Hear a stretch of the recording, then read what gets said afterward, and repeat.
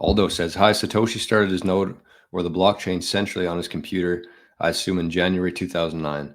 When did this network become decentralized?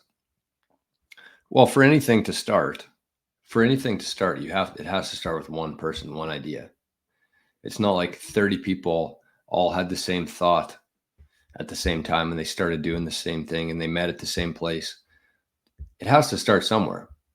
So there was a lot of emails and exchanges back and forth between Satoshi, whoever that was, or a group of people, and other people building Bitcoin and trying to figure things out. And then they started mining it, and then the rest is history. I think that the first coins that Satoshi mined, somebody said that they were abandoned. He abandoned them in the comments yesterday. So everything has to start centralized. But when did it become decentralized? As soon as more than one person was mining it, I guess. I don't know.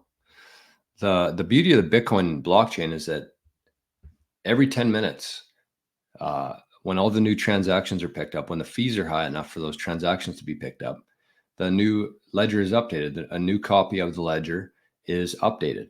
And when it's updated, it gets sent to every single person on Earth who's running a Bitcoin node. So if you want to go back and change the transaction, if there was an error or you think you got ripped off by somebody, you'd have to go to every single person on Earth, every country, everybody's computer, everybody's node, and make that change in there. So that's why it's considered to be immutable and decentralized. Immutable in the fact that you'd have to go convince every person to change that transaction on their copy of the blockchain.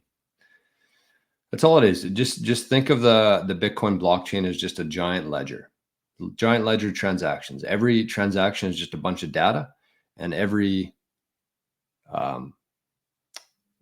transaction gets added to that ledger, and then it gets broadcast out to everybody running a node.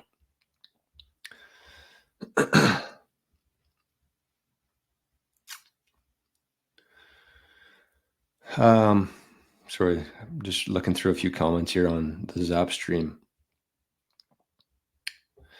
And that's the other difference between Ethereum and Bitcoin as well. I think it's important to highlight this stuff. But with Ethereum, it's proof of stake. So the more Ethereum you hold, the more influence you have on the network. And that's not the case with Bitcoin. You could have 30% of the coins, but you have no impact on what the blockchain does. You don't have 30% of the votes. Every single person on Earth who's running a node, regardless if you have 5 Satoshis or 500 Bitcoin or 5 million Bitcoin, it doesn't matter. Every single person running a node has a vote in what blockchain, what code they want to use. And for how many years now? 15 years now, everybody has decided that the one we're using is the one that they want to use. So there's a difference there, because in a world where Ethereum, the proof of stake, where the people who have the most Ethereum, they get to say what happens with the blockchain and the code, and they've changed it several times now. But that's just very fiat world. That's exactly how we have it now. Whoever has the most money, they control what happens. They get the majority of the influence there. Whereas with Bitcoin, that's not the case.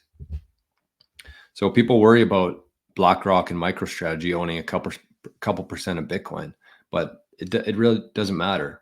They don't have any influence on changing the network.